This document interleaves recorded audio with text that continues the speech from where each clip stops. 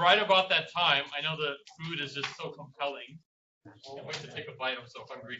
These cookies look awesome. So if you guys want to just grab your seats real quick, we'll get started. So first off, thank you very much for coming. This is very exciting for us to have like a good, like an intimate crowd for ACMP NorCal. This is also like a cool thing for us because it's rare that we do a lot of events and activities in San Jose in the South Bay. So hopefully you guys are excited, and hopefully we'll be doing a lot more in the southern part of the Bay Area. Traffic is always a nightmare. So anytime I see like a room at like after 5, like, with a good audience, I'm like, oh, that's awesome. These guys really brave through it. So I really appreciate you guys coming out. My name is Shoaib Sheikh. I am the ACMP Northern California chapter president. So on behalf of myself and the board, we are really happy to have these types of events to kind of unify a lot of the change practitioners that are working in the Bay Area. The chapter is part of a global organization called ACMP, Association of Change Management Professionals.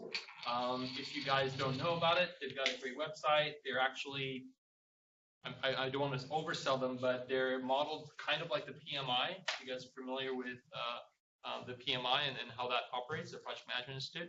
They've got chapters located all around the globe. We are one of 14 chapters in the US.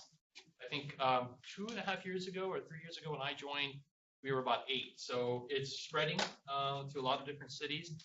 They actually have about another 6 or so chapters in Europe, a couple in Latin America that are starting. And one of the coolest things is that the Northern California chapter, I mean, we are really, if you look across the dynamic of the companies and the people we interact with, our peers and colleagues, we're at the center of transformation.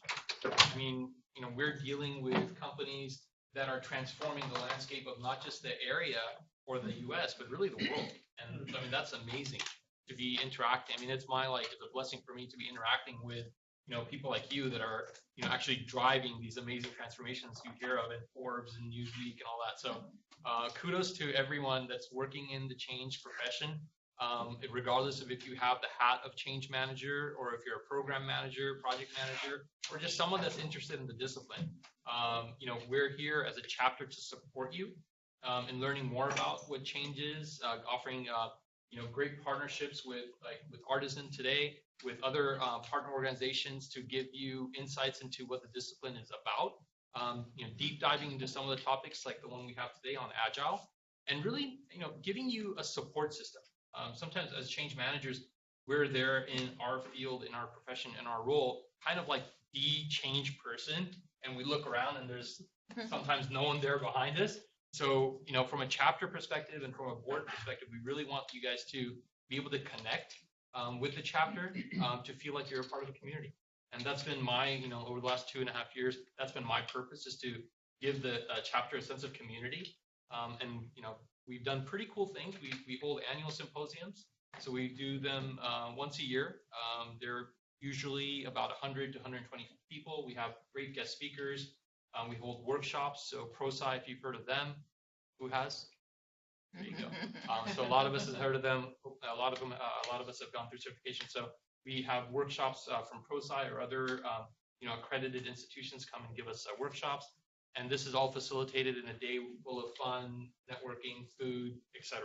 Our next one is a little teaser on October 19th. It'll be in San Francisco at the Mina Gallery. So again, hopefully you guys can come. It's going to feature another sort of a 6-hour format with a panel, keynote, and we'll also have a workshop. So again, look forward to seeing you guys there. Few other quick things from a chapter perspective. One of the big things that we are always looking for is for folks that are interested in joining leadership roles. So I want to kind of throw that out there to you guys, because as we sort of transition and transform even our chapter and our leadership, it's always good to get fresh ideas and people that are passionate about extending their careers, not just from their day job, but actually adding back into the discipline. So again, open call out for you guys. If anyone's interested, please reach out to myself. Meg is here as well. Meg is our director of membership. Simon Foster is not only a great tour guide at Adobe, but he's also our marketing and communications director. So please reach out to us. We'd be happy to get you guys integrated, involved, volunteering. There's a lot of side projects and stuff that I want to do. It'd be great to get your insights in on as well. So again, thank you very much for taking time out to come out today, and we hope to see you guys a lot more often. Great. So that's the ACMP part. Now, today I wanted to kind of talk to you guys. First, actually just introduce our speakers that have, one of the ways that we really try to do our activities and these types of get-togethers is partner with industry experts, people that have been doing, either practicing or implementing the topics that we're discussing. We'd like to bring those partners in to kind of give their insights, their experiences, and again, lead from not just having kind of talked about it, but actually done it. So we're really, again, blessed to have, David and, Parker here today to kind of talk to you guys a little bit about how Agile and change kind of merge together. David Wells, David and I actually had a great chance to work together at Cisco, so I'm really happy to see him again. But for about 20 years, David's been transforming, consulting, designing, and implementing large programs. He's nodding his head, which is great because he knows all the efforts and trials and tribulations he's gone through, and hopefully you'll hear about it a little bit today. He's also certified in SAFe as a program consultant. He's an Agile transformation expert. I remember taking a 2-day class? Yeah, the ProSci class that you facilitated. The ProSci class, and then you were also the trainer at the Agile class, right? Yes. Yeah. So I mean, it's chock full of information. If you want to know what Agile is, the mechanics, David's your guy. One of the great things I think that David always strives to do, and actually I won't even read it because I know it, is that he says that do what you say you will do. So I mean that's an awesome quote, and wow. That's really kind of that is an old one too. That's been one of my favorites for decades. Yeah, but you embody that I think in everything that we've interacted with. So I think we're really good to have David lead this discussion. And I got to ask because this was in the bio, mono skiing, is that just with one ski or is that with one leg on 2 skis? It's both feet on one ski. So awesome. You Google mono skiing. That's one of my favorite things. That's perfect. So during the break, we're going to see YouTube videos of your mono skiing. I don't know about that. We'll see what I can find. Awesome. And then our other speaker today is Meg Johnston. As I mentioned, Meg is Director of Membership for ACMP NorCal, but your alter ego, but your superhero capabilities lie in the fact that she's been an amazing organizational change lead, currently for Woodside, working with Cisco. I know Meg from a previous program and project. That's how we got to know one another. And beyond just being an expert and implementer of change practices and methodology, Meg's just a really cool, down-to-earth person. And I think that's what really, we all as change agents, we're really kind of gravitate those types of people. We all have that innate ability to kind of just be the magnet of our companies, and people will come to you regardless if it's change or not. And Meg is a true embodiment of that. So great change leader, but even better person. So with that introduction, I'm going to leave it up, get it up to you guys. Thank you very much. I've left some business cards. Please feel free to reach out to us. And again, we'll hope to see you guys soon. Thanks, Sean. Yeah. You want to ask a big question or shall I ask? Fast. So part of our inspiration for creating different programs, common Agile. I think we're Agile.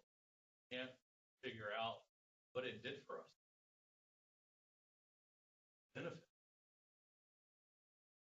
This is something that as an Agile consultant, with my background as a program manager, I'm always thinking about we need to close the loop and make sure that we got the benefit we were setting out to get when we went down this path.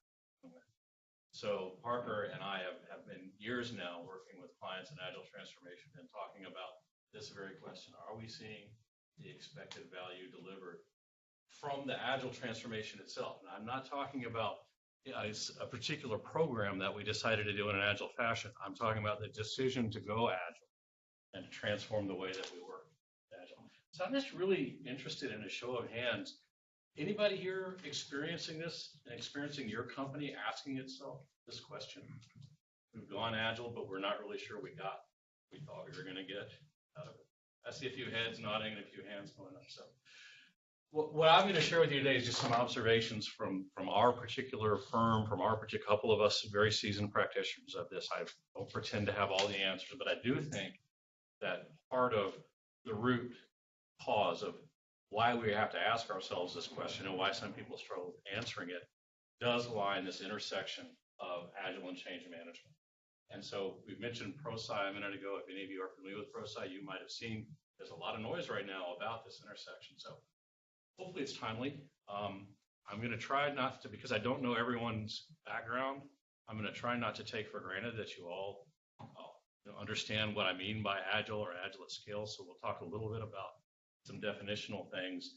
Then we're going to really drill into what are those mindset shifts that if we don't actually attend to the change management aspect of an Agile transformation, will undermine benefits. So that's really what it's about. It's going to be interesting to see this little timeline here.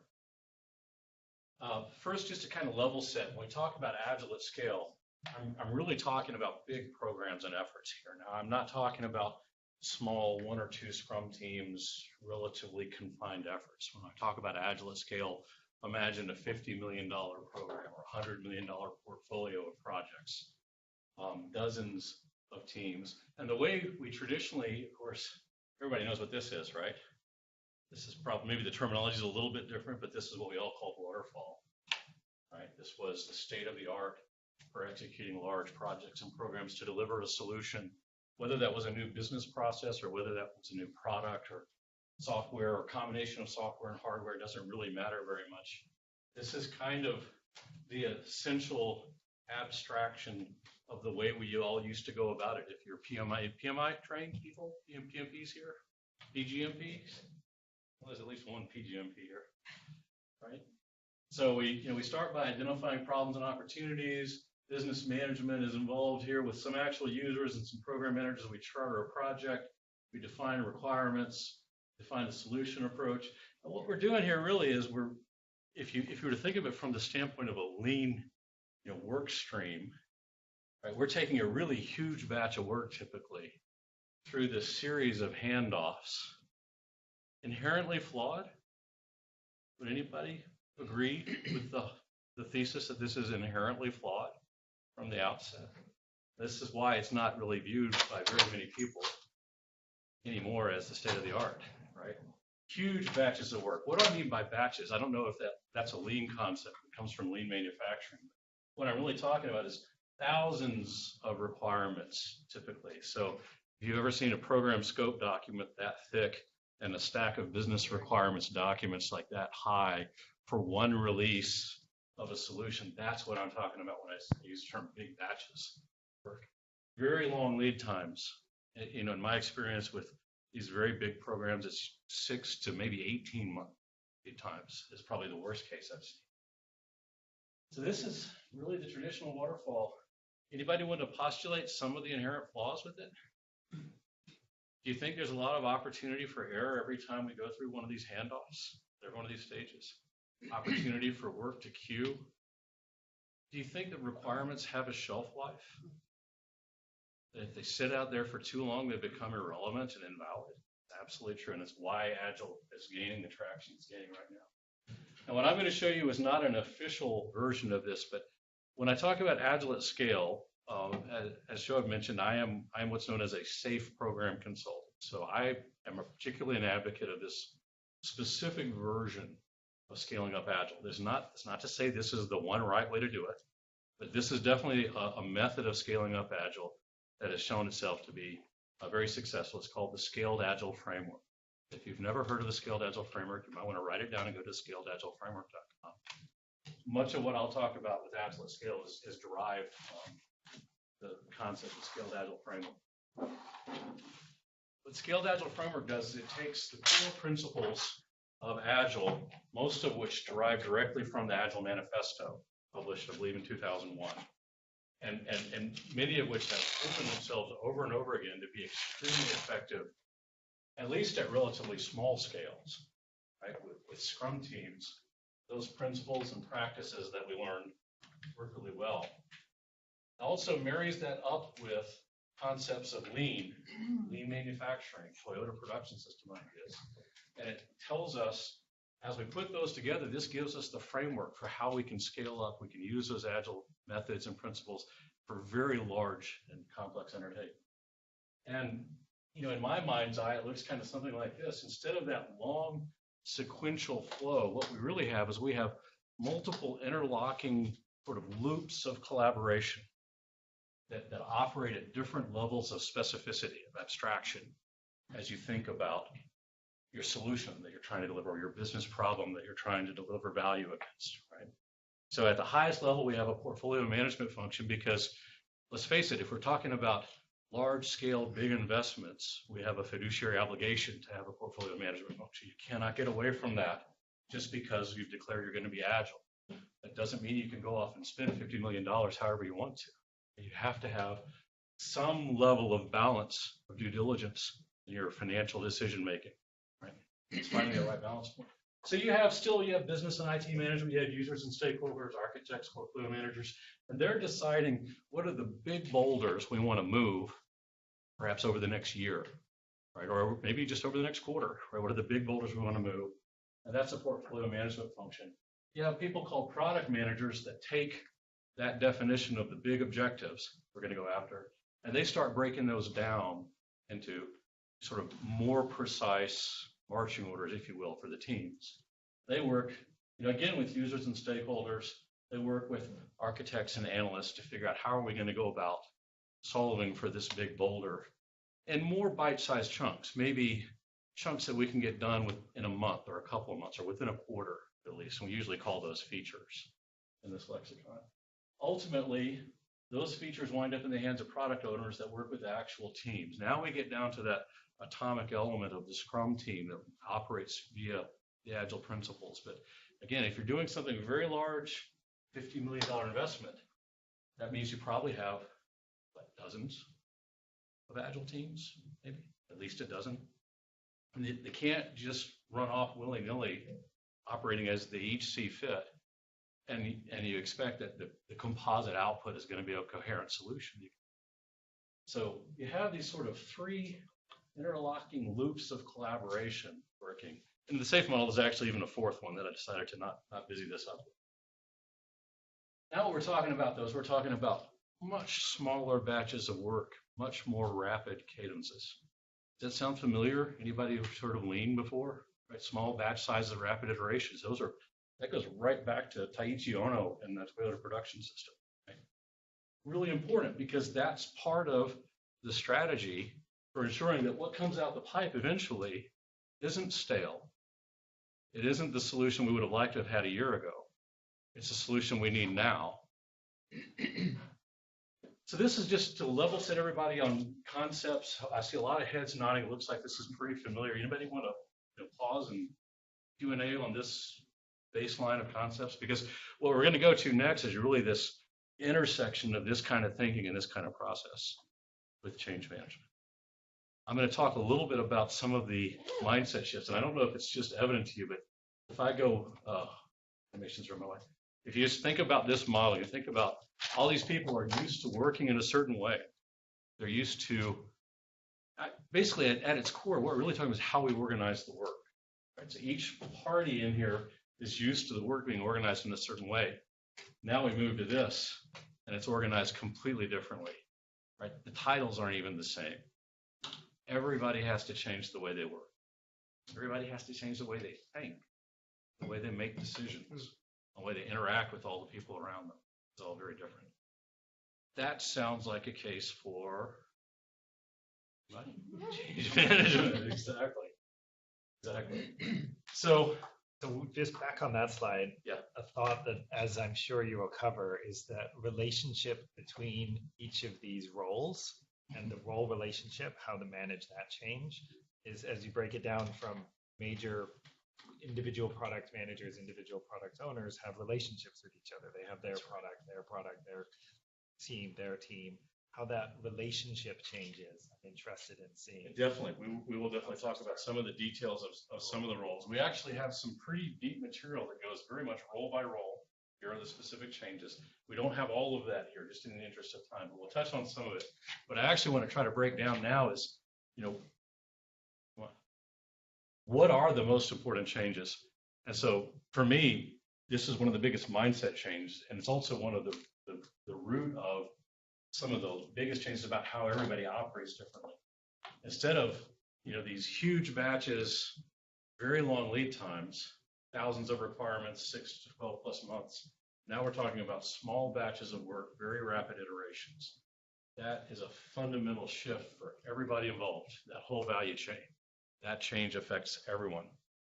Certainly affects the change management people, as Meg will talk about in a few minutes, but it affects the product managers, program managers. Nobody operates the same way once you make that shift to the lean concept of small batches and rapid iterations.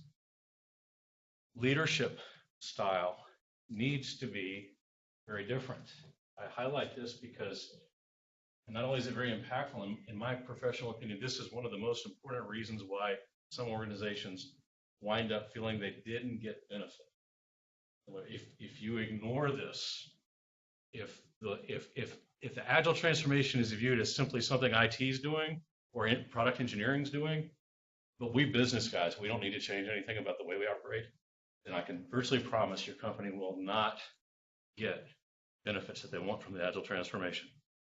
This agile at scale relies greatly on really tapping into the intrinsic motivation of the people on the teams to come to work every day and do good work, add value every day. Top-down command and control, high verify, those are anathema to an agile team. So if your leadership sticks with the old mindset that worked for them before, then you're going to see that setting the ceiling on what you'll get out of your agile transformation. This is a really, really tough one for business people. This is a really tough one. I mean, we were all taught the same way, right? The first thing you do is fix the scope. And the more detailed level at which you fix the scope, the better chance you have of getting the outcome you want, right? Not if you're talking about a 12-plus month project with thousands of requirements. That's actually a great way to introduce a lot of waste. And actually, it's also a great way to deliver the wrong solution that doesn't actually yield the value that you want. Agile at scale relies on a different model. I'm going to have to walk closer to this thing. Where we fix our goals in terms of the business outcomes and the value that we're trying to yield, right? We don't fix our scope up front. We fix our goals, time frame over which we're going to pursue those goals, and the rate at which we're able to invest in pursuing those goals. The scope is the last thing that gets nailed down. Why is that important? Why is that better? You think a lot of people really struggle, especially customers, business executives who are funding these initiatives? Do you think they really struggle with this idea? What do you mean you're not going to tell me up front exactly what I'm going to get for my $5 million or $50 million bucks? This is really crucial because up front is when we know the least we're ever going to know about the problem we're trying to solve. That's the worst time to nail down your scope, right? We need to leave room for variability to express itself as we go along and as we learn more, as we try things. We use this. Anybody heard the phrase MVP, minimum viable product, right? What's the point of that? The point of that is to learn. We're trying to learn what is really going to scratch the itch and really going to be well received by the marketplace. We don't presume that sitting here in our ivory tower, we're omniscient. We know that was this way, right? This way. We presume we know up front. Well, isn't it our job to know up front? That's the old school program management way. We need to allow for variability in scope because, frankly, that fixing of scope too early is where a lot of the waste crept in. Has anybody ever worked on a business requirements analysis effort and heard a stakeholder say, look, I got to get this in now. If I don't get this in now, I'll never get it. What does that say to you right away? That thing that you're insisting on is really not very important. You even know it's not very important, or you wouldn't have said that to me. If it was very important, it would find a way to get done. So that's waste. That's how waste creeps into the big batch, right? So Agile at scale, scaled Agile framework says don't do that. You fix these things, you let the team learn over time. The very idea of minimal viable product, right, is the idea of lean experimentation, right? So we're not sure that we know what's going to be exactly the right answer for the marketplace. We're going to find a way as quickly and as inexpensively as possible to test our value hypothesis, right? We think the market's going to like, let's say it's a Fiat 500, right? We think the market's going to go crazy for Fiat 500s, right? We're not really sure. This is a really interesting graphic that comes from the Spotify product team that talks about the right way to do it. And it's very counterintuitive for a lot of people, right? What are we doing if we follow the bottom model? Why is this good? Why is this better? Well, if you started out thinking your goal is a Fiat 500, then this is probably a pretty nutty way to go about developing a Fiat 500, isn't it? But if you start out saying, no, the value we're trying to deliver is a mode of transportation, and we're not really sure which mode of transportation the market's going to go ape for. So let's try something. It's quick and easy and see if the market likes it. And if they like it, let's keep evolving it. You know, this also, I love this graphic because this also illustrates one of the biggest pushbacks against Agile. What do you guys see is, especially from technical people, pushback against Agile? Rework, exactly. I hear a lot of, I'm surprised actually how often technical people or engineering people will complain, but this is stupid. This is stupid. I can't use any of that to build that. Are they wrong? Are they being dumb? No, they're not just being arbitrary or dumb. The thing is, if each step in this progression helps us, A, learn better what's actually going to solve the problem, and B, it lets us unlock some value as we go, that's why this is a great way to go. Every time we do one of these steps, we learn something new that helps us ultimately deliver the better fit for purpose in the product. Okay. See if I can get my. So when we do these Agile transformations, these big impacts here, fixing goals, not scope, small batches, rapid iterations, the self-managing team concept, you know, the departure from the old-fashioned sort of heroic leadership model, the move towards the post-heroic leadership model, where leader is facilitator, not, you know, the boss, not command and control. These require virtually everybody to change the way that they work, as we talked about. Executive sponsors, we need them to cast the vision, enable the teams.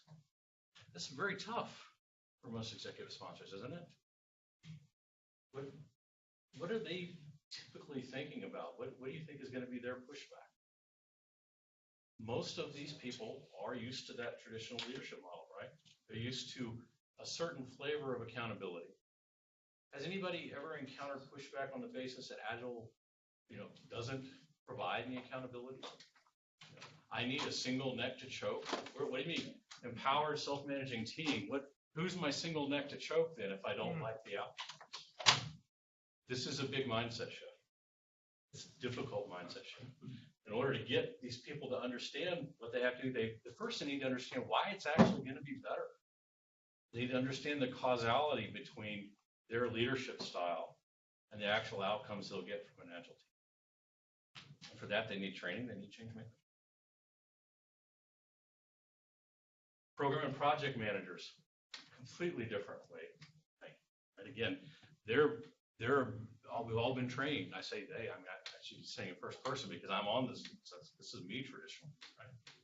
We've all been trained to nail that scope down first. We're not trained to learn as we go about what it is we need to deliver to best solve the problem and deliver the best value.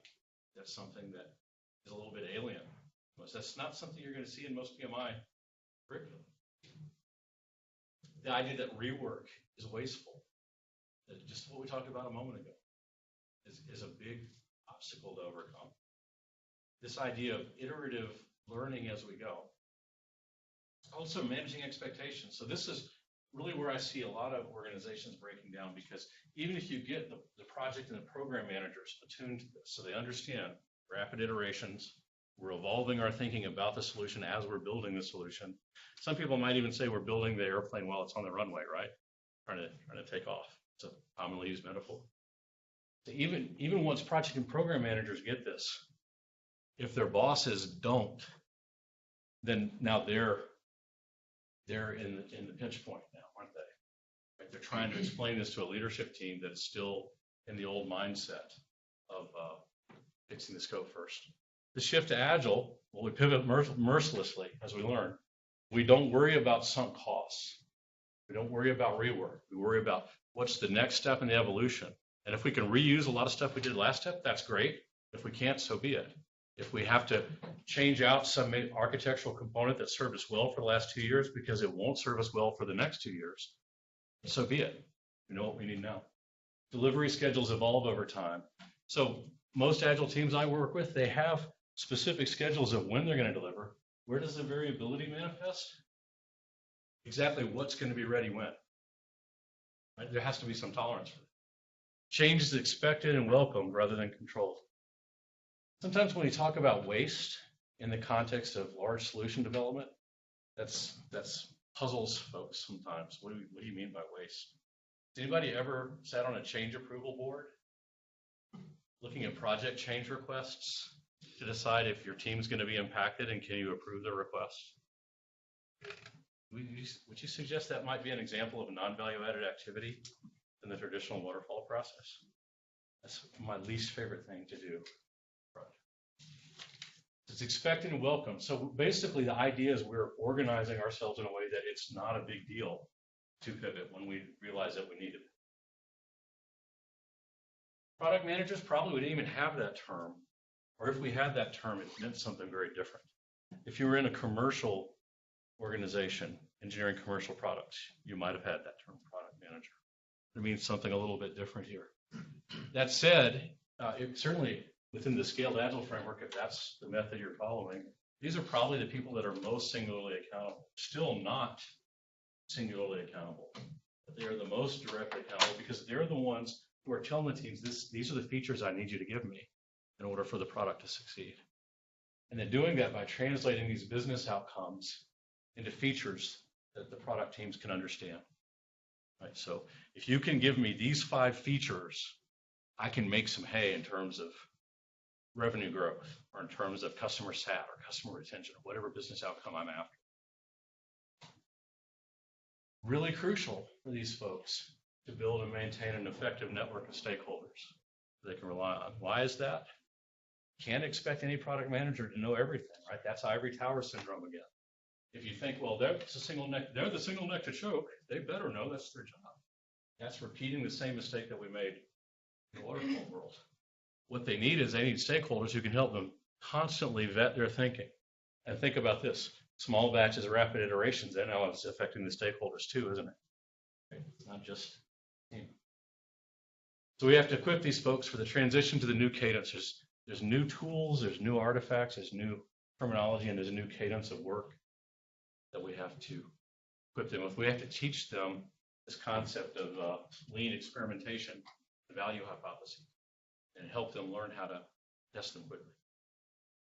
And also help them understand the interdependence between product management and change management. So very often, the teams that are most successful, these two groups are really kind of joined at the hip. So product management can't deliver real business outcomes in most contexts without help from change management. Very easy to deliver a solution, lob it out there. And with zero adoption, you get zero business value. Conversely, change management, since they are highly impacted by this new idea of rapid iterations, they are a customer of product management. If you want me to help you drive adoption, you got to give me some features that are going to make it easy for me to communicate to the target audience about what's changing. These two roles are really tightly interconnected. I think an important one on this one, and I like the relationship that kind of answers some of my question, is like you talked earlier, some of that relationship is peers, is other subject matter experts, but some I think of that relationship needs to be up, is setting and reinforcing the expectations around how Agile product is delivered to leadership, to the portfolio managers, and to the other ones in that first circle that you described. Very true. Very true. Again, if we fail with any one of those role players to get them to understand the new mindset and how their behaviors change, it's going to undermine the whole effort. So I have definitely seen many cases where that top level of leadership, the executives, really are still stuck in that big batch waterfall mindset. And it puts the product manager in a terrible position because they're trying to execute in a lean agile fashion against expectations that are still coming from the waterfall domain. So product development teams, believe it or not, I was really surprised by this because honestly, when I first started practicing Agile, coming from a traditional program management point of view, I thought most development teams would think this is like developertopia. Oh, this is great, small empowered teams, we get to call our own shots. I've been surprised by some of the pushback that comes from the technical people themselves because they're not necessarily always crazy about this. So just to illustrate this a little bit, everybody gets impacted. So it's very common that the requirements that you're working on this sprint, you're actually changing code that you worked on 2 sprints ago. Or maybe you worked on it every sprint for the last 5 sprints, you're tired of it. And developers sometimes struggle with that reality. Testers also, I find, often struggle with this. This is actually one of the communities that pushes back very hard because they're saying, look, you can't expect me. Every time you're adding more requirements, every time my tests get bigger and bigger and bigger, I can't keep running all these tests every 2 weeks. It's just not possible. By the time I get down here, I've got 2,000 test cases. It's going to take me 2 weeks just to run those 2,000 test cases. We have to help them all understand. Bottom line, I've heard this more times than I would have ever dreamed of. Why can't you just bring me all the requirements at once? I've heard it from architects, I've heard it from developers, I've heard it from testers. Very surprising. So do you think when they push back, you think they're being arbitrary or dumb? No, there's things we have to do to make this viable for them. If we ignore that, it won't be viable for them, and we won't get the benefits out of Agile. Part of it is change of working that has to be very transparent. Transparency creates, there's no place to hide. And that's what they're really worried about. Right? Also, because in a freer space, I don't show you what I'm doing. I'm done. That is definitely a big mindset shift for everybody. That there's what I would characterize as extreme transparency is the best practice in an Agile environment. Everybody's very clear. Anybody can go at any time and look into our Agile tool and see, here's exactly where all the work is. There's no place to hide that kind of environment. And then the other part is the code refactor in software, at least. There are hardware companies doing this, but as well, code refactor, well, we say refactor, but most people think in terms of fail. Yeah. It's the failure, and it's a very deeply woven into our culture, not just a company. You're absolutely right about that. That's what I've heard from a lot of developers. When they say, well, if I have to go back and rework this thing later, that means I did it wrong the first time. Right. Psyche of failure. It is really an unavoidable consequence of this iterative development approach, right? So we have to get everybody to come around to the fact that, no, that's not failure. It doesn't mean because you have to do some refactoring, because now this part of the system has gotten really difficult to change. It doesn't mean you did everything wrong before and you failed. It's just a normal consequence of the iterative development. Yeah, so there are mindset shifts here that are going to challenge everybody. What do we need in order to get everybody over these humps? We need change management to help these people understand. So the big failure I see too often is a declaration, we're going to do this body of work in an Agile fashion, but we're not going to invest enough in helping people really get over the hump and overcome their resistance, learn how to actually be successful at it.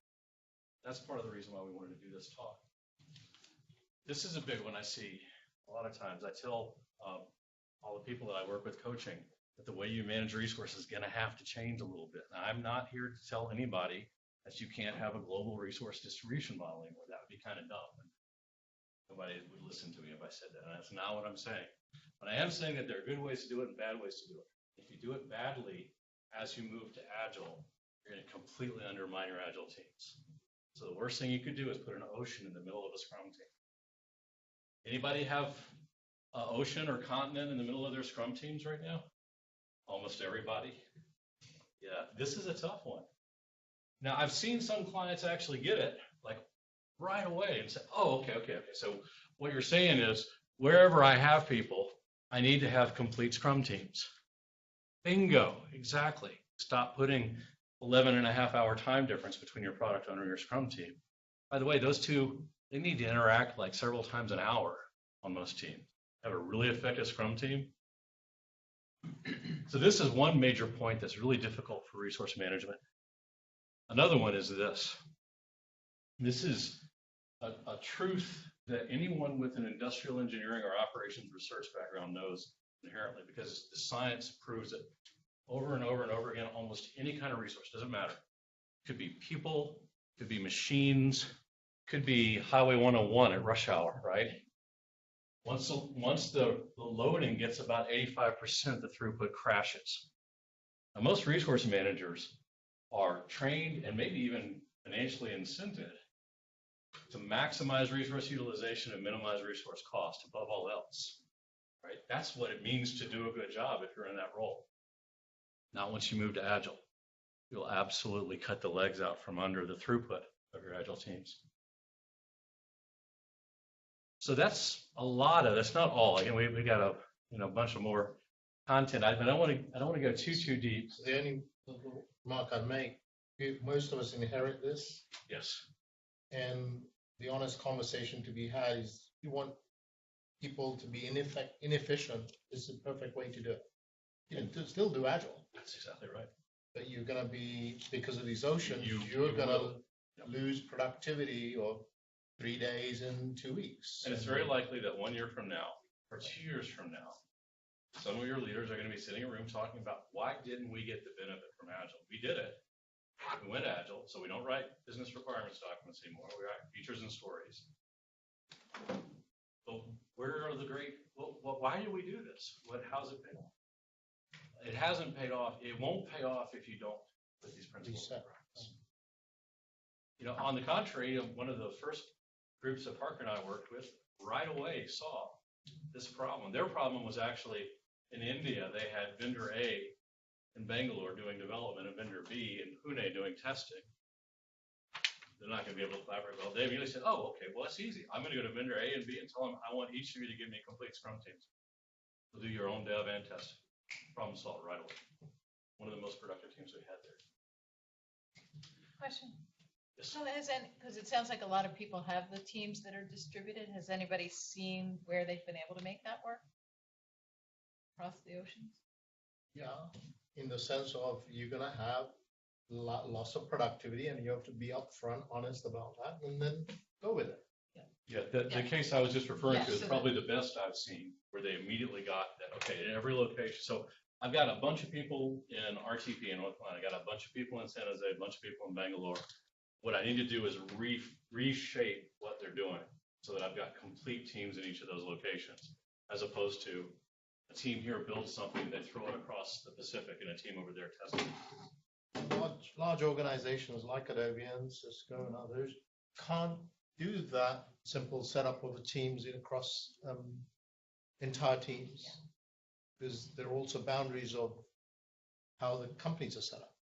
Yeah, that's why I asked. A lot of this also has to do with just, what was your frame of reference? So a lot of people think this is actually really good to have my developers strewn all across the globe, because now we can work in a follow the sun model, right? They actually think it's going to help go through, but they don't understand it. So one of the big differences here when we move to Agile is we're not creating all of those artifacts, all those stacks of documents we used to create. So what's the substitute? The substitute is collaboration. That's really what makes those documents no longer necessary. That same need doesn't exist, but that only works if you put people together. Other comments on this? The only thing that I was thinking about is, we have a portfolio resource management person that looks at resources committed over a period of time. And this is talking about, Scrum teams and the resource management around that. But how does Agile work when you think about like the ebb and flow, because when you have waterfall, you can kind of predict, okay, you're going to have an intense period of time here, and then it's going to, And then it's depending going on to what ebb your off. role and- is, Yeah. that those peaks and valleys come at different points in the life cycle, right? Right. So in fact, I think it's one of the things we're going to talk about with stakeholders. Okay. Right? So they have certain peaks that are going to all get leveled out into a more level. But what I wouldn't want you to get the impression of is that when you move to Agile, then you no longer have any workforce flexibility. That's not at all what I'm trying to say. What I'm trying to say, though, is geographical distribution of resources matters a lot, and it can have a profound effect on your actual group. So when you have your teams formed up and aligned to value streams that are enduring areas of effort, right? Projects come and go through those value streams. Well, when a new huge project comes into your value stream, then you absolutely can raise the resourcing level of that value streams. I would challenge it the other way, because we think in terms of projects. That's why you do the resource flow, ebb and flow. If you think in terms of product and product dedicated teams, then they have a longer life. So if you're thinking in projects still and thinking portfolio set of projects, and then you're constantly struggling with that resource mapping that you're trying to do, optimize on that. Don't optimize on that. Optimize on the product and the product team. Adobe is, I'd like to say, yeah, we are a product company. Our CEO talks about this is a product company. We do products. Now that doesn't mean there are parts of our business which Simon will say, yeah, they operate in projects. Stepped out of the perfect moment. In projects. So that's a big shift. And you can think of it as pivoting the matrix, right? Because very often today we organize people around a project, and that project might hit 6 or 8 different products. The safest recommending is organize around your product, and the projects will come and go. Right. Other comments about this? Thoughts? This is a biggie. It also, obviously, it has contract management consequences, right? So when that one particular team that got this right away, they had to go revise contracts for the next with each of those vendors. I think there was any negative consequences that were related. So we're going to talk about a couple of the rules. You're going to talk about stakeholders. Yeah. Thanks, David. So when it comes to stakeholders, we saw that there's a couple of the core concepts up front, like that rapid iteration, right? The fact that we are not getting all the requirements up front. So if I'm a stakeholder, it's going to change things. If I went, and let's see, how far do I have to go back here? Well, actually, we can just stop right here. If you see that each one of these iterations here, and they actually end up in these sprints, they end up being then resulting in a release. And you saw in the earlier slides where we saw that the users and the stakeholders are actually embedded within those teams. So it's not just a one-time effort with the stakeholder, but it's a continuous ongoing engagement with the stakeholder. There's good news and that's bad news for stakeholders, right? Because that means that it's a much greater commitment from them. It's a different way of working. It's fantastic news from the perspective that Agile is really a stakeholder input driven model. I think that's pretty exciting because in change management, we're looking for how do we actually get the voice of the stakeholder really involved, right? So Agile has you set up for that, set up for success. But the problem is if I'm a stakeholder, I may not actually want that kind of a time commitment. So how do we address that as change managers? So in this case, you're talking about involved stakeholders. Yes. Okay. Very good distinction to make, because for each of your stakeholder groups, especially in particular in the really large program initiative that we were working on together, I was working with Parker and David, the impact was across, tens of thousands of people, right? And you've got so many different stakeholder groups that I was in fact having to interface with 9 different change management teams. So you're not going to be able to have stakeholder input from all stakeholders, but you're going to have your stakeholder representatives that are there and have to be then deeply embedded. Just like you saw earlier that there needs to be this connection between product management and change management. Why is that? It's because the product managers have to establish the ongoing engagement. They have to establish their network of stakeholders. Who's the best person to help them do that? there's great training out there for your product managers on how to do Agile, but the training doesn't really include on how do you build your stakeholder network, right? How do you actually promote stakeholder engagement? That change management piece is missing. And so that's one of the things that we saw. We needed to be able to come alongside and help the product managers do that. And as a matter of fact, for me, since I was involved with this, it was my first Agile initiative that I was working on. So it was a real learning process. So, but at any rate, coming back to the stakeholders here, besides the continuous engagement, the other big issue is scope is not being defined. So you're look at that, yeah, far in advance. Far in advance. You've got the vision, you know where we're kind of going, but the different stops along the way may not meet what stakeholders' expectations may have been in the past, right? So it's really difficult for them to understand that we're going to deliver this, and then we're going to learn from that, and then we're going to deliver again. So for them as well, they have to have a kind of a reframing of how they approach their expectations for the solutions that are delivered. So from our side, we have to focus on because this is part of Agile, right? It's not just about delivering code, but it's delivering something that has a business value. So we have to be able to focus on that business value and help the stakeholders string together the business value that's being delivered to them over time. So the challenge we often see at the stakeholder and the highest level, at least, they want the certainty now. Yes. Which, the false certainty that David was talking about. The requirements give them that false certainty. Right. So the big challenge in most Agile environments that we see is that I want that certainty now. So do what you want to do. It doesn't matter if you're doing iteration, I don't care. But I want that information, which may be 12 months in the making. I want it now. So even that behavior, then the rest of the organization starts essentially doing Agile under the umbrella of waterfall. That's right. Agile fall, they were calling it. Right. Yeah. And my question then is, how do you, whether you call it change management or whatever, how do you get them to feel confident or comfortable with not having that control and certainty at that point in time? How do you get it? Well, because you have to create, and this is what's kind of fascinating about this Agile transformation is because it's actually a transformation that is almost sort of the social change that we're seeing, that there's change is pervasive.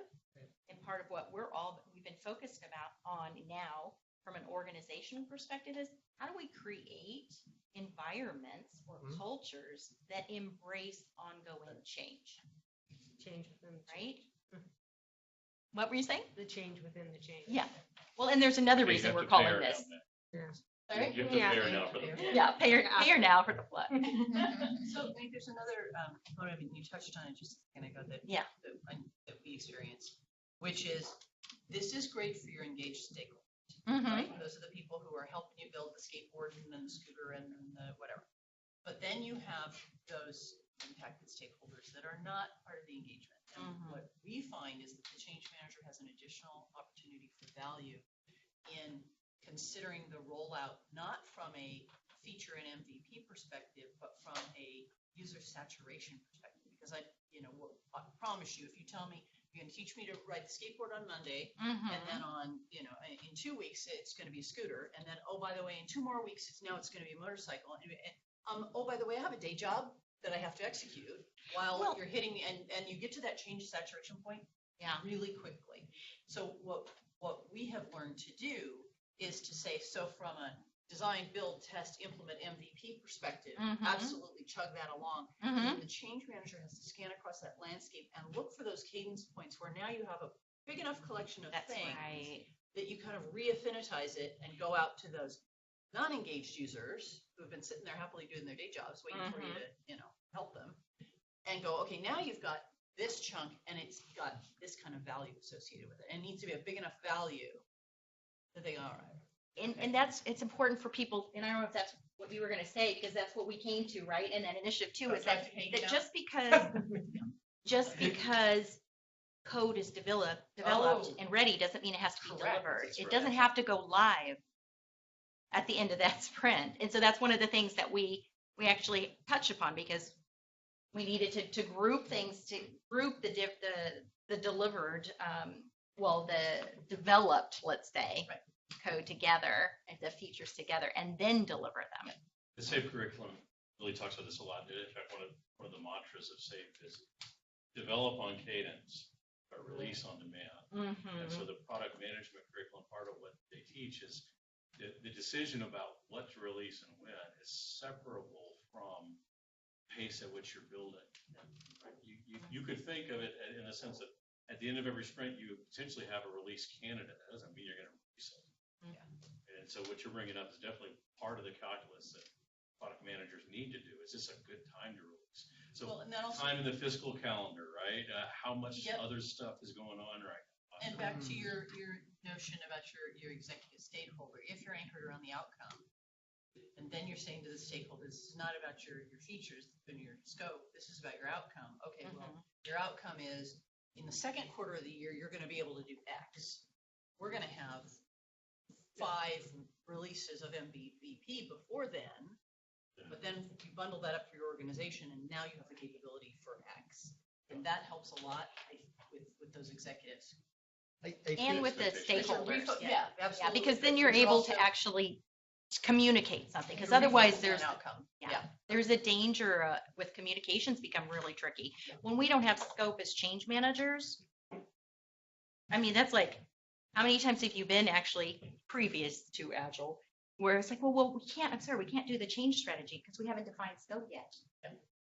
Whoa, that's challenged then with Agile, isn't it? So it's, we have to adjust our own perspective. And a lot of what we do is we're focused on how do we help other people manage to Agile or adapt to Agile, but how do we do that ourselves? So, and that's what we'll get to in just a second. But did you want to add something else? Yeah, I was just going to say, the concept of release cadence versus development cadence and so forth, those are all good and fine at the tactical team level. It's less so at the higher, because their experiences of, they were once in software company, they were once software developers. Their experience were baked in the past. So therefore, that certainty that they were feeling from the past, you can't unwind that. Do as you may say, yeah, I'm going to get you, 3 releases or whatever in the 6 months or 9 months. I think if we the can challenge. come back to this in a moment. I'm Yeah. in a few minutes. I'm going to Sure. talk about the change management surrounding the Agile transformation itself, and I think it'll speak somewhat. Right. And I think that's, I mean, the part of what we're sharing here is also that need for change management and where it's needed. And there's different ways that we're seeing that Agile is rolled out, and there's, so I think we're going to touch on some of those, but some of the keys here to helping your stakeholders is that because there's an increased engagement with those stakeholder, let's call them representatives, right? The people who are representing this, those are the ones who have the most frequent and ongoing engagement. You have to make sure that you set that up in some way that it's regular, it's predictable, that it's as kind of low touch as possible, right? So that you're reducing the impact to them. It's expected. They know what's going to happen, and also again, always focusing on the benefits. And one of the things that I also want to share here is, again, it's like a lot of the time with it, and what I've experienced, so I'm just going to call out, I'm not an expert on Agile. What I'm sharing with you today is based on the last, say, 3-4 years. But I will say that it's kind of like when you go into the Army and you go through training, right?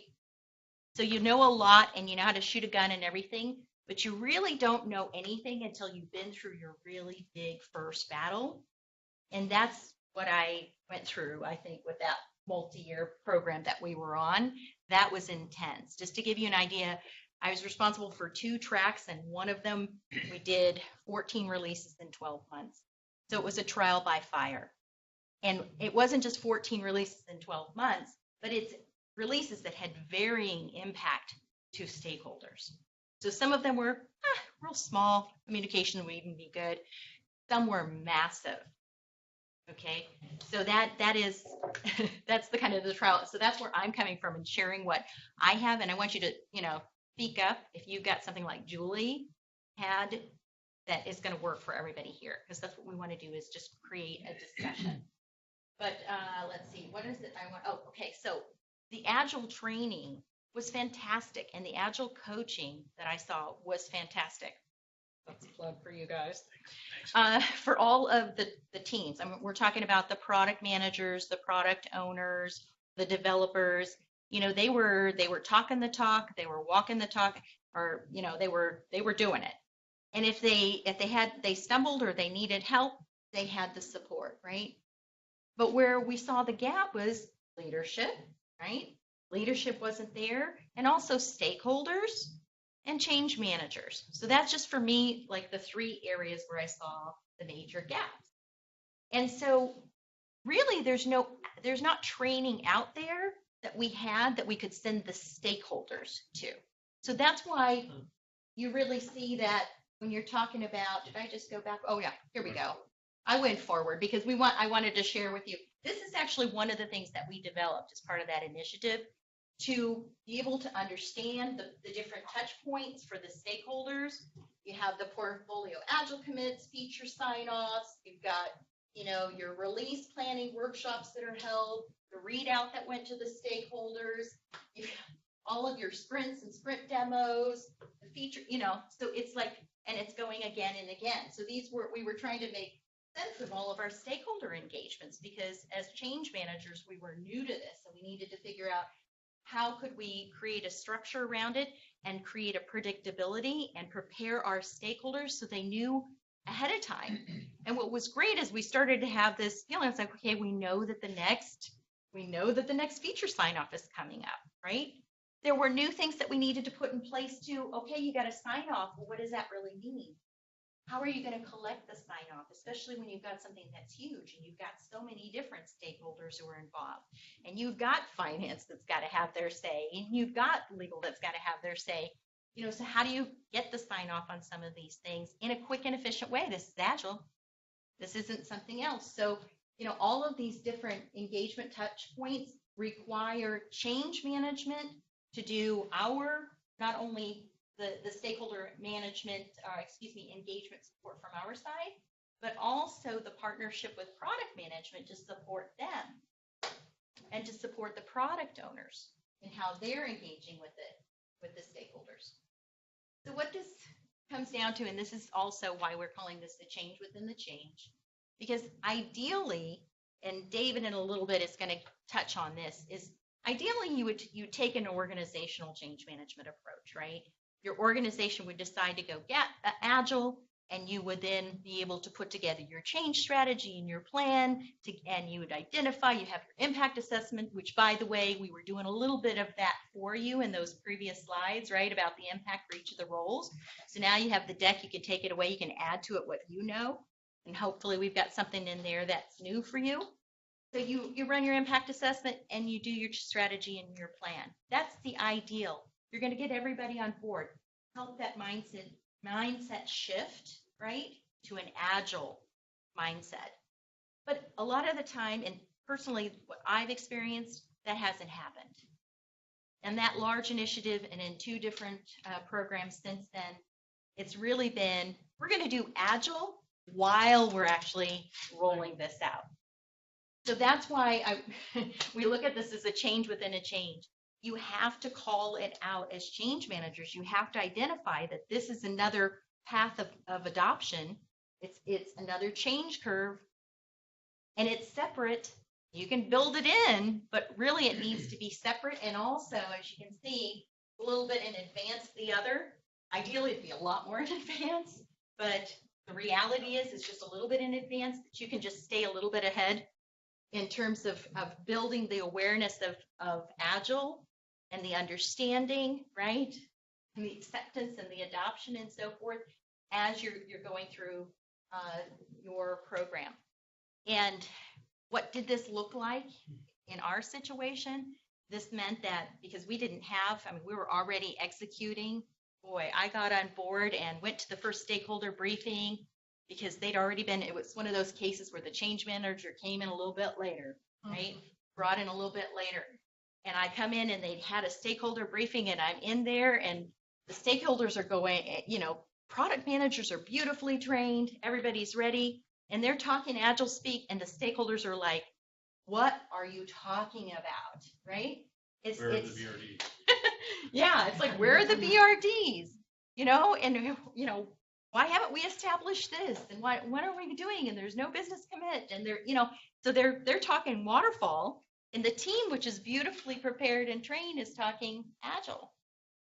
And so there's like a lot of resistance, a lot of unrest, a lot of unhappy people, and me in the middle going, whoops, what did I just get myself into?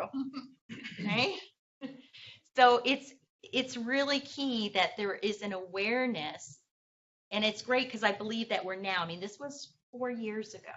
So things have changed a lot in 4 years, a lot more focus on it. I think leadership's more aware of the fact that we need to have some change management, that we need to get people on board. At this time, I had to do work really fast, right?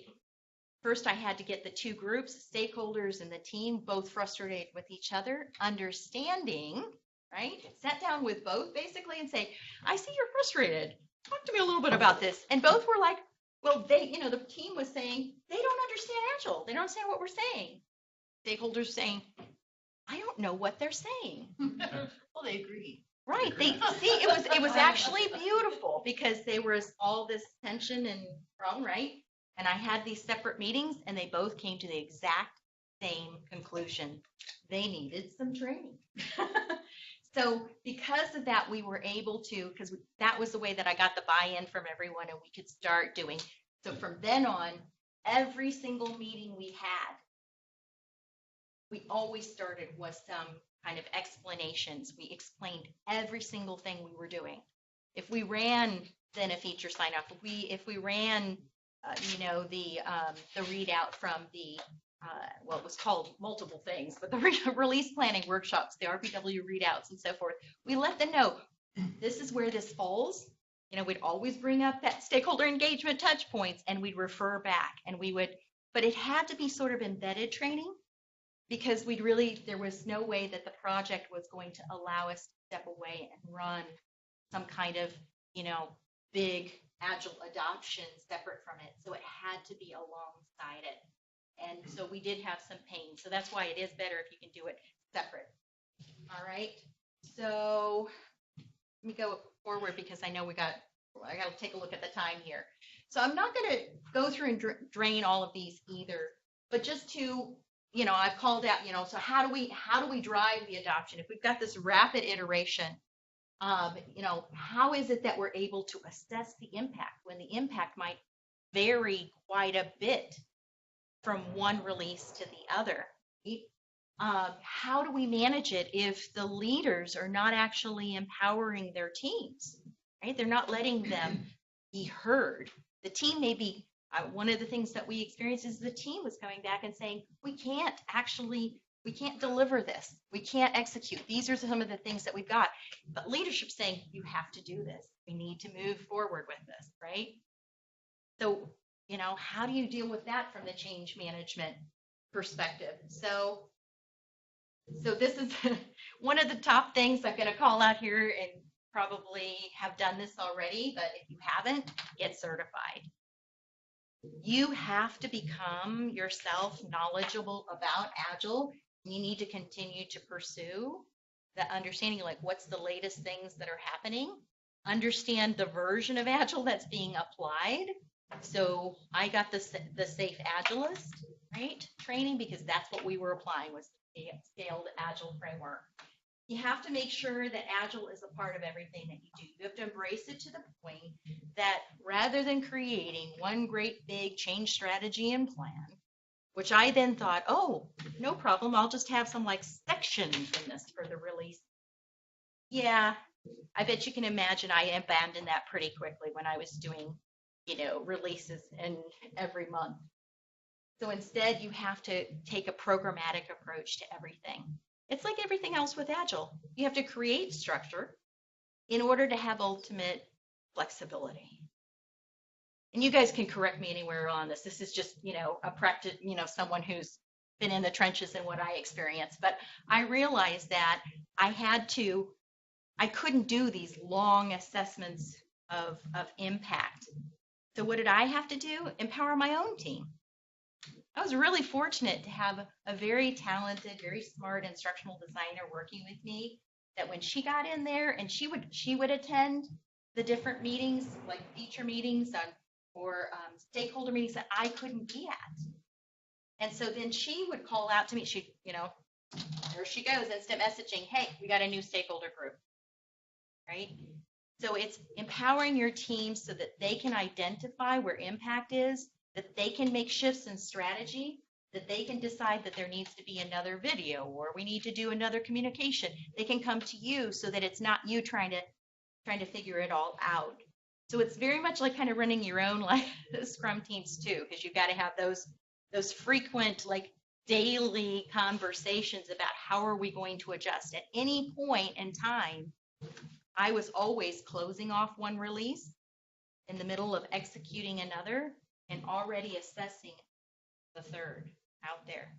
So what I can share with you, and I wasn't successful in making this happen for me, so lesson learned, is I actually think, and I throw this out there and you guys can test whether you think this is a good idea, I put together a job role called, it was a release change manager.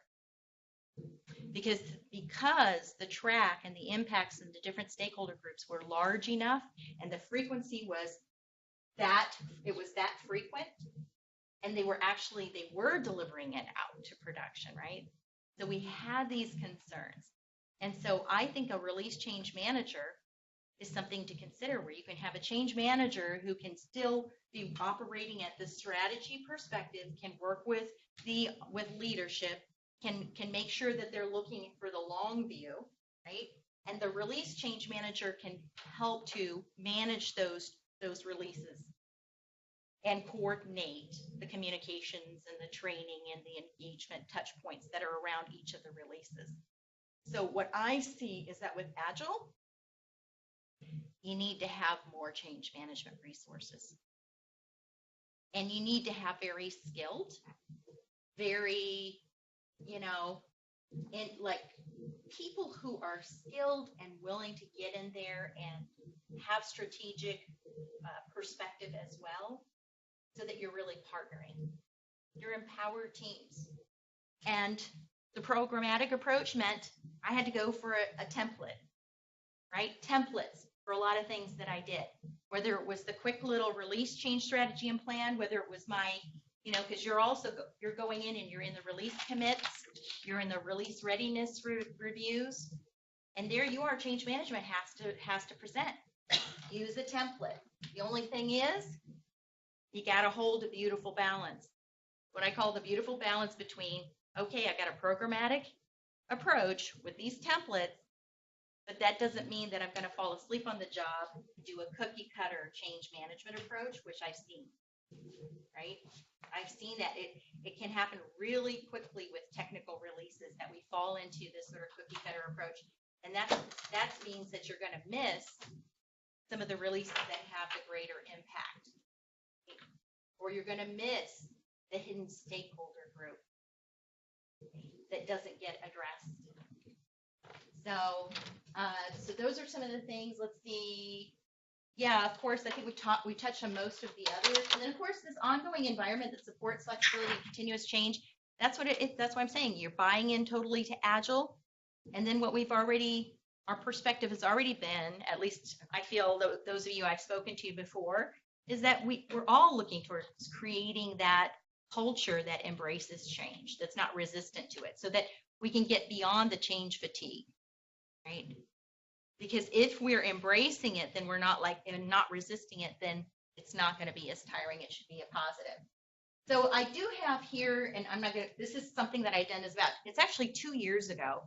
I was asked to go and present someplace because of my experiences. And so this is something I put together. So what I was saying, that leading change in Agile releases, this is the practical and the tactical. What do I think you need to have? A smooth track This means at the initiative level, make sure you take the time to do your organizational change management for Agile. This means that's laying a smooth track. So you've got to have all, and also wherever you can, even though you don't have scope completely, you don't have tied it down up front, you do have an awareness. You can gain an awareness and an early impact assessment or sensibility around where there might be some moments of significant impact. So plan for those ahead of time, have some of the mechanisms and the things ready in your back pocket so that you can deploy, right? So there's some upfront things that you want to do. And then just-in-time tailored change strategy, that's what we have to do. So you're going to have to vary. You can't go cookie cutter. Efficiency of motion is the template that I talked about. Also, I don't want to forget to mention that this is also where you are the stakeholder for the product manager that David was talking about. This is where you can, one of the things I was advocating for is how can we embed some of the performance support in the tool itself, right? So maybe they bring in WalkMe. Maybe it's something that is, maybe it's a third party. Maybe it is just integrated into the tool. But look for ways that you can have it embedded so that you're not having to create things entirely new. Then there's the empowering the team, making sure they can influence the strategy. Remember also with Agile, what are we talking about? Always continuous improvement. Retrospectives, how do we get better? So, get together with your team and say, how can we make this better each time? How can we get faster, but also better? And then you're just talking all the time. You're talking all the time. And then finally, there's not much of a time buffer. And if you don't allow and empower other people and create some of this programmatic, you will burn out. And so, so those are some of my things. Anybody else who wants to throw something out that they've come across or ideas that they have for how to deal with an Agile initiative, something that's worked well for you? Yeah. I believe that we're too generic in speaking about stakeholders. Okay. And agreed. Yeah, and so in early stages of an Agile transformation, we really need to be having leadership stakeholders be in all-day workshops, which is an unusual change for them to be able to set strategy, gain alignment on values and outcomes. And how do you have a change strategy geared towards them and then pull in SMEs later? Mm-hmm. And we commingle talking about those, and they're very distinct audiences. It's a very good point. That's the thing. We couldn't cover everything here, but we actually had that. We had a pretty intensive executive engagement. Mm-hmm. It was in its own track. We even brought a change person in specifically to handle the executive engagement so that they could understand and we could get the buy-in because there were so many stakeholder groups, which you would do with any initiative. But for the Agile, it was to help them understand what is going to be different about this particular program. How is it going to impact? What does that mean in terms of the resourcing commitments? What does this mean in terms of the reporting that's going to come to you, right? Because reporting, something we didn't even touch on, right? But that's one of those things that also squeezes the program manager is how do they report? So there's impacts there for the leadership to understand how things will be delivered and how engagement will be different. Yes, and it's not only that this is a transformation because we're not trying to do it to them, but how can they help make decisions to help facilitate that process too? And so then talk some more about that. So there's a second change going on. The first change I talked about was just really segregating the leadership as stakeholders, the SMEs as stakeholders and users. The other change is how do we talk about the difference between project communications and change communications and make some distinctions there on what decisions need to be made in those respective areas. So give me the Agile perspective on that. So because to me that's the same as for any project. It's actually not, because I don't mean it's the same to Agile, but I'm just saying that we need to make that distinction for every project we're in. So what makes it different with Agile? That's a great question. We probably could have a larger discussion on Yeah, that. exactly. Because we still, what I appreciated about the earlier perspective is if we've been given, $50 million, Yeah. we need to have a portfolio, budgetary and resourcing perspective. So those are the project programmatics. And that Agile change strategic communications would be, here are the decisions that have been made, here are the decisions that should be made, otherwise we jeopardize outcomes. That's a very different languaging than Project Management Institute and project communications. That is a much larger conversation because now we are talking about things that occur at that portfolio management level. But it still impacts the release. Oh, yeah. So- Yeah. But I'm saying that, and we did have a whole way that we dealt with that, but that could be another conversation. Yeah. So there's just a lot of change going on. Yeah. Yeah. It's in so many different areas, which is why there's so many people who are reaching out and looking for events like this to find the answers, right? Because I actually think that we are figuring it out still. I think we're still in the process of figuring it out. Totally in agreement. And with so much change going on, naturally, there's a lot of change resistance that it's confronting, right? So one of the things I thought of, Rosemary, as you were speaking, was just how many times I've struggled to get executives to make the time to attend the training to understand the method that we're trying to apply here. And just because we got to get the point through to them that, guys, if you don't understand, ladies and gentlemen, how you need to think and behave differently, you're going to unwittingly completely undermine the whole effort. And again, a year or two from now, you're going to be looking backwards saying, that Agile stuff just really didn't pay out for us, right? We tried it just didn't work here. Agile, how many times have somebody heard somebody say, Agile doesn't work here? We tried Agile, we can't do Agile, it just doesn't work. Well, there's two parts to that, right? One is because you've got a reference of what you're doing now. Yeah, go ahead. Imagine a blank canvas and the first thing you ever did was Agile. Then you have got nothing to compare with. Yeah. But because what you're doing now seems to be feels good or feels right, doing anything different will feel not so. Out of your comfort zone. Right. So one of the things I've done with large adoption here at Adobe and other places, slightly more bottom up. So large product lines which do adopt, go through the training of all the people, including the managers.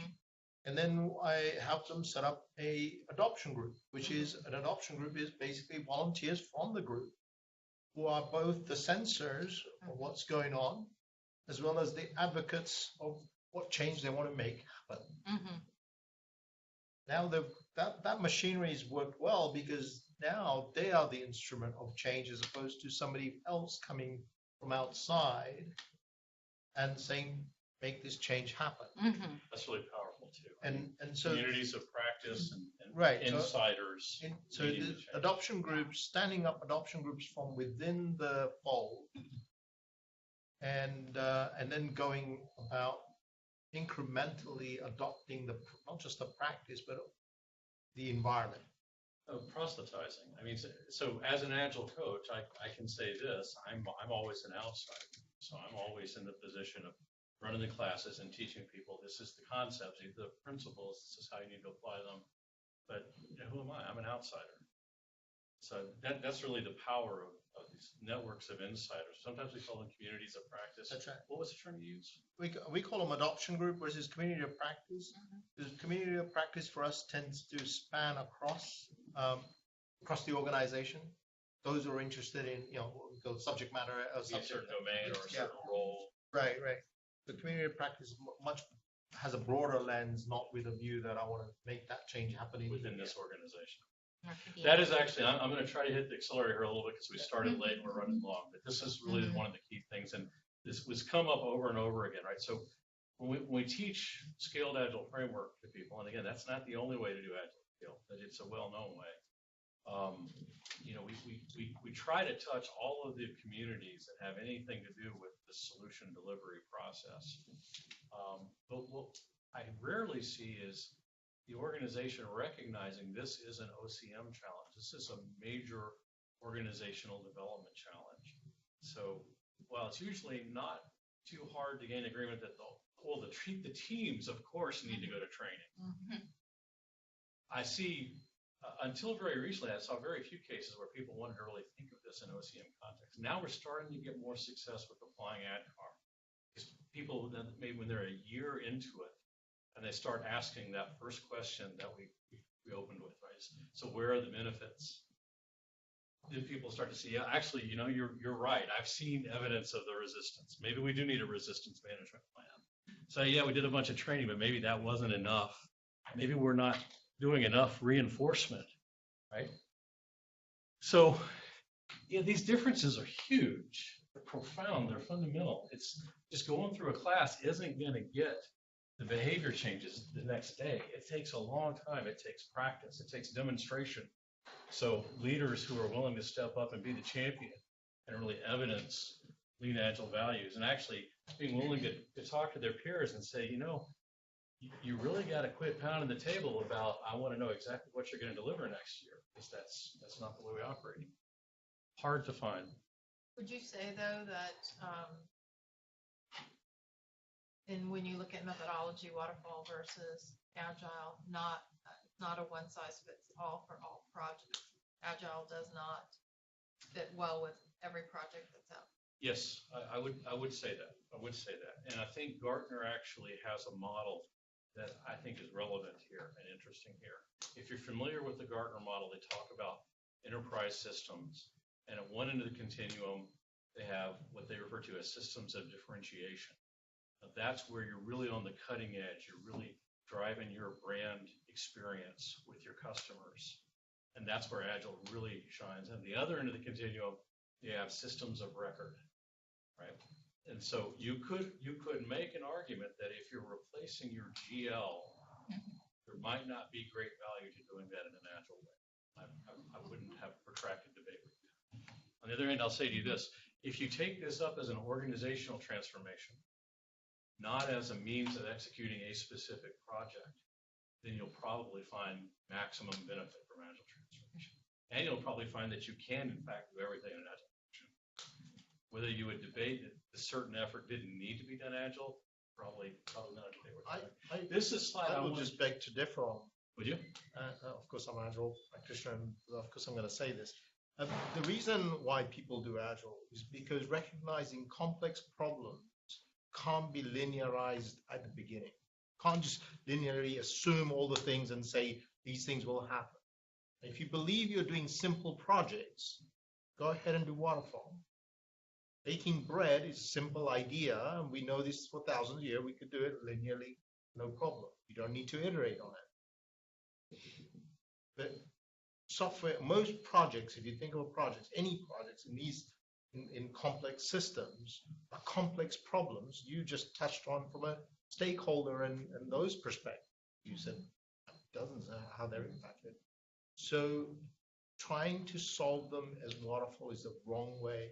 The other part of this, waterfall, the concept of waterfall, the original paper written on waterfall had quoted in there in one of the pages nobody adopted, which was, hey, doing waterfall is good, but you will need rapid feedback and iteration, and that was all dropped off. So I would challenge you, if you ever say, hey, we don't need to do we shouldn't do Agile in here, ask yourself, is that a simple project? Also look at this. So I like to include this slide because, we've been talking a lot about how hard this is. Right? Well, no rational person chooses to take on something as difficult as Agile transformation arbitrarily. There's got to be some big time payback for it to be worth the pain, right? It's a lot of change. So these are not my numbers. And in fact, these are not even Scaled Agile's numbers, but these numbers do originate from large multi-billion-dollar multinational companies who have adopted Scaled Agile and have given them case studies. And if you think about an organization of any substantial size that would have hundreds of people involved in solution delivery, these numbers have really huge economic value. A 30 to 75% faster time to market can make the difference between life and death for a lot of products, right? Be it 20 to 50% increase in productivity. A lot of my consulting is with Cisco, their information technology organization, which is thousands of people around the globe. I'm sure that would dollarize into a number that starts. We can achieve that across that whole scale of that organization. So this is a big deal. This is the promise, right? So this is the grail that a lot of people are after when they take on Scaled Agile. The problem is it's very, very easy to become what I like to call INO, A-I-N-O, Agile in name only. It's really simple to get there. But getting there is not going to give you those big benefits. Really easy to buy the Agile tooling. You start using Rally or Jira or whatever. You start writing BRDs. You start writing user stories and features. You start showing burn up and burn down charts. And boy, you really look Agile. You got all the window dressing, but you don't see a great, where's that leap in productivity, man? 20 to 50%. I don't see that. Are we getting that? Because if we don't actually internalize the mindset, and a lot of this has to do with leadership and the way leadership makes decisions and drives the organization. If they don't internalize the mindset, they will undermine those outcomes, won't actually get them. So it's a big change. Typically in our programs, we've seen hundreds of team members that have to adopt a new way of working. That's hard to get ingrained. It's hard to get good at. These changes are not subtle. They're not minor changes. They're big changes. The way we work is completely different. So to me, this really is the case for organizational change management support for the Agile transformation itself. And this is what I've been proselytizing over the last year with my clients is don't underestimate the magnitude of this organizational change. If you have change management people, let's get them involved. If you don't have change management people, let's get some and get them involved. We need to have a communications plan, a training plan. We need to have a resistance management plan. What are you going to do with all the people that are sitting there with their arms folded going, yeah, blah, blah. I've seen initiatives come and initiatives go. I've been here 15 years and this will go too. And you know, we'll be back to our BRDs next year. Right? How are you going to confront that? Right? That's going to undermine the effort.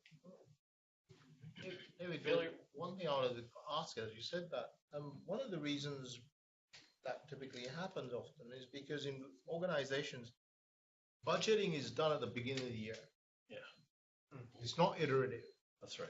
So therefore, everything else that follows after that, whether you do all the change management, Agile adoption, all that, it breaks down because guess what? Whoever got to the budget door first. Yeah. So this takes I don't have an answer, by the way. So I probably don't have a silver bullet for you either. But I think where you're going is this takes dollars, right? Everything I'm talking about. Right. If we're going to invest in organizational change management to make Agile work, that takes dollars. That takes budget, right? That's why I think I'm coming to be of the opinion, as my experience with this evolves, that generally speaking, the most successful and enduring efforts are those where an organization takes this up, not as a way of executing a given program, but as a way of being, as an organizational transformation that they expect to endure for years and years and years, and to keep paying them back. And therefore, and they understand how hard it is, and therefore they're willing to allocate dollars to it. And the place I've seen that work best in that way, Salesforce, and only because at one point in their life they nearly failed completely as a company. So they had an existential threat that they had to confront. That this is not that's very motivating. And most companies don't ever see that enough Or recognize that there are in fact facing. Yeah, I was going to ask a question. So earlier when you did the triangle and inverted triangle and you were talking about how goals come into play. Yeah. Can you talk about how you leverage that? I mean, what I imagine is that you may be able to leverage that when it comes to your budgeting and to your messaging and things where you're not able to have crystal clear scope. But can you talk about like how you leverage goals? In that scaled Agile portfolio process, we have these ideas called epics. And so these are big problems we want to solve, or big products we want to deliver, or solutions we want to deliver that are going to deliver some economic value. Right? And so in that safe portfolio our unit of work there is what we call a portfolio epic. And so there, we're not talking about exactly how we're going to go about delivering this thing or exactly what the detailed scope is going to be. We want to leave, basically, the idea is at each level, you want to minimally constrain the people who are going to take this forward and break it down further. It doesn't mean no constraints. It means you're being thoughtful about minimum constraints on how they can go about doing it. But we're making a commitment in the portfolio that this is the problem we're going to try to solve, and this is what we're able and willing to invest in solving it over the next time period, whether that's the next quarter or the next fiscal year. And then the lean agile leadership we need from them is the willingness to allow the scope to develop over time as we attack it, as opposed to demanding that the scope gets nailed down with a very.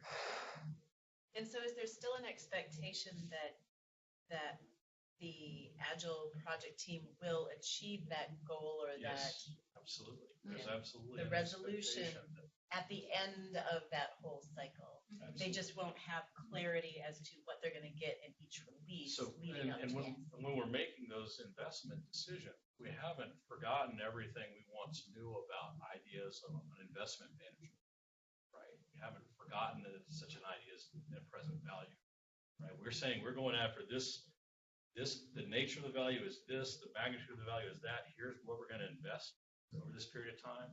And so we can rationally decide how to prioritize those potential investments. What we're not doing is saying, here's the exact scope we're going to deliver that's going to unlock that value. So we're trying to leave the latitude to the team to figure out what's the right scope.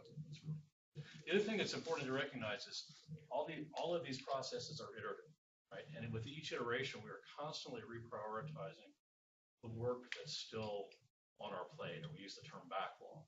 So that backlog could be a list of portfolio epics at the portfolio level.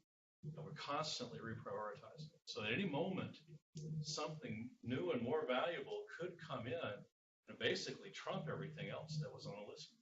That is the essence of agile decision. It only works if we do that. A good example is when we're automating certain processes, right? Like taking our service offerings to market. So there's so many different processes within that. And so if you can still cast the vision that we're going to automate this process, but you're not actually showing exactly how you're going to do that yet. That can be real It evolves over time, right? And that's why the iterative nature, the stakeholder engagement, fast feedback, these are all keys to making that succeed. And the challenge we've seen is that at that point, portfolio prioritizing on the goals. How do you do it? Because the numbers you're associating with, whether it's the cost of the revenue or how much is going to return to you, those are all very, at a high level of speculation. You don't know. Now, the one thing I would say, David, there is that because you're iterating, you can stop the investment at any iteration. You may decide we're going down this path, it's not the right thing now. Because in the traditional waterfall, you will have invested without even experiencing anything, and so you're stopping potentially to it. Hey, David, quick question. Yeah. Just like any other good Scrum Master, how are we doing on time boxing? Yeah, we're going way long. Thank you for that, Pete. I appreciate that. So I'm going to just hit the accelerator and wrap this up. This is sort of my summary for the case for change management in support of an agile transformation. If you're experiencing an agile transformation and there's no investment or inadequate investment in change management, you can expect outcomes like this, right? People don't really get the new mindset, don't start behaving the way we need them to behave, and therefore you don't get the actual results. Very likely you'll wind up at some point with executives looking at each other across the table saying, why didn't Agile work for us? When we thought we did it right, did we not do it right? No. And a lot of times, frankly, this is just one guy's opinion. My experience with teams that end up in that position, very often the major root cause, the major original sin lies with leadership. Leadership didn't get the mindset shift.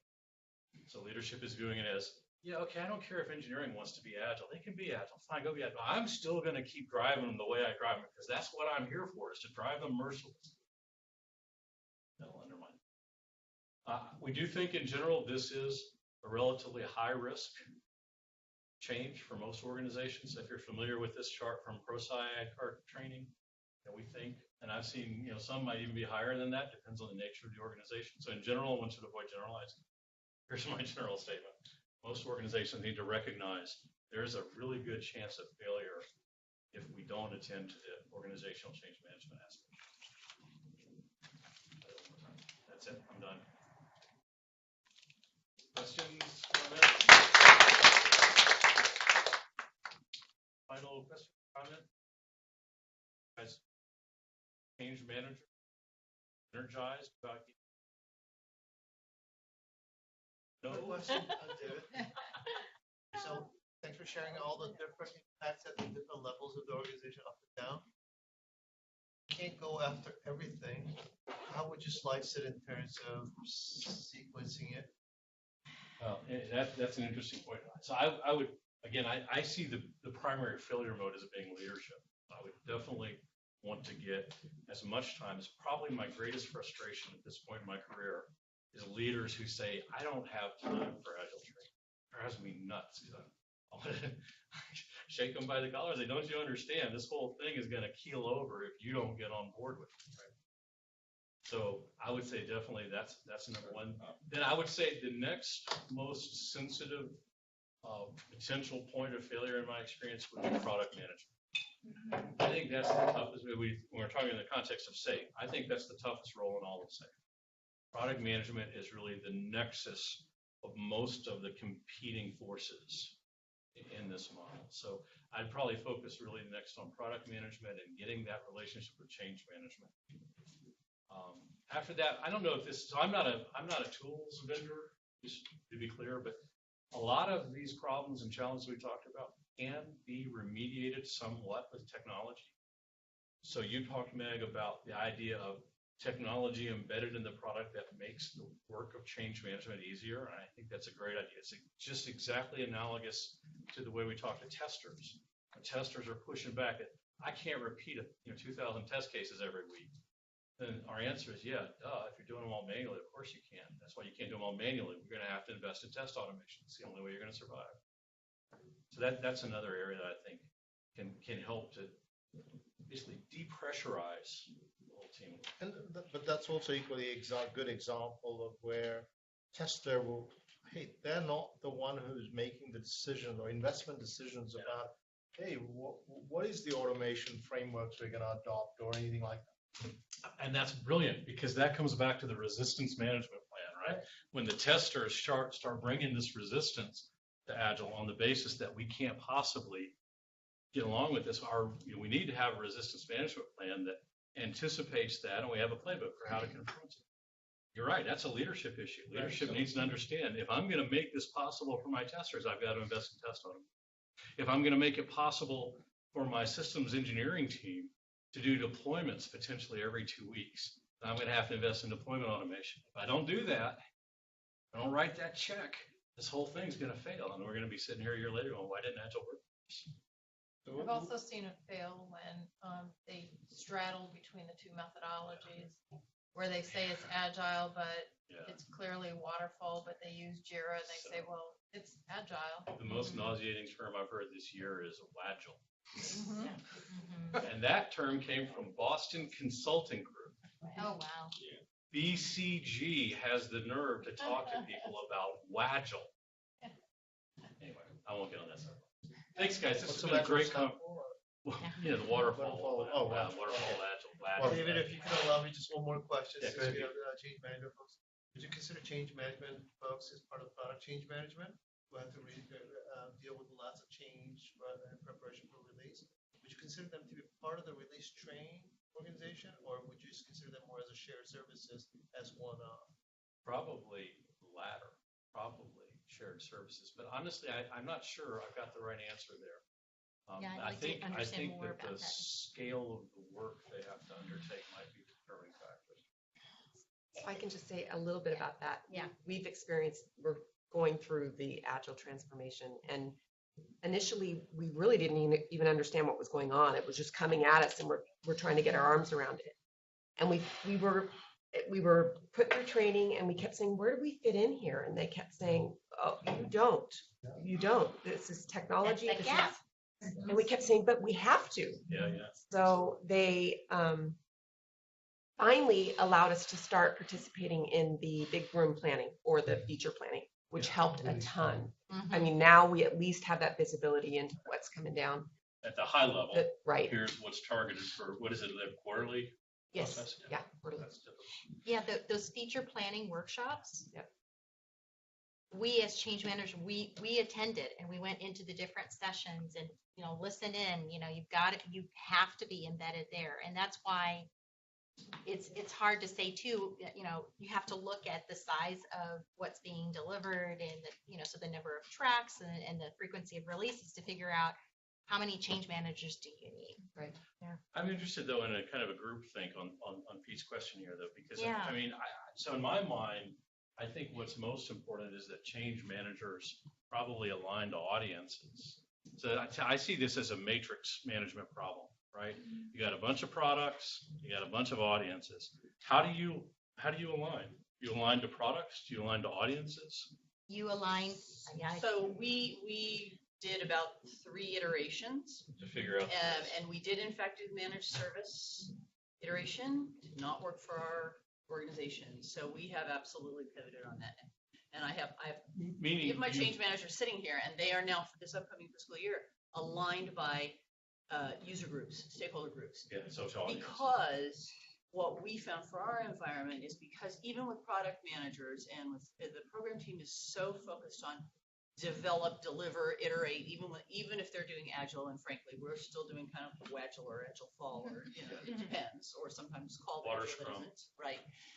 But in any case, they're from a mindset perspective, they're so focused on design, develop, deliver, on that inward out, that they lose track of that user in perspective. And yes, they do have some subject matter experts, but even the subject matter experts get sucked into that mental model of design, develop, deliver, and they forget about the people that aren't in the room. The problem is that chain lacks the most important link in the chain. Yeah. Design, develop, deliver, adopt. Yes.